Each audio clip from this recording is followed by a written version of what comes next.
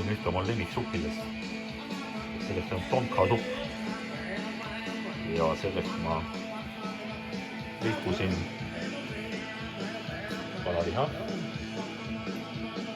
Siis läheb siia veel sisse lõigutuna šampinjone, üks paki veel teha. Siis läheb siia tomatid. Siis ma panen siia liitri kokose piima. Ja siis lähevad siia 3 pakki tonkasupi maitseaineid. Ja kogu seda supi tegemist ergutab mõnus Ramones. See on siis üks kunagine USA pungibänd, kes teeb väga mõnusat muusat või tegi.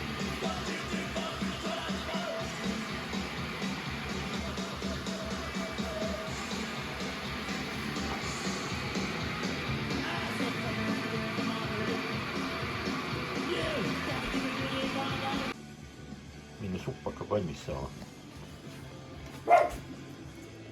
Selline on siis tonkasupp.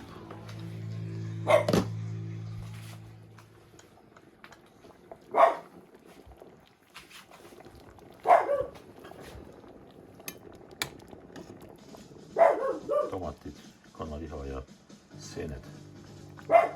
Ja värvi annab muidugi see maitseline pakike või mul oli need 3 tükki. Siin on piisavalt maitset ka.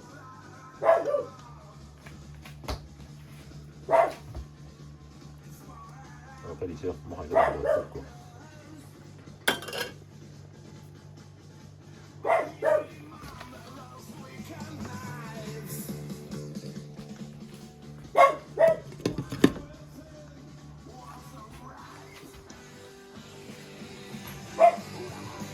Muisa on vahepeal vahetunud.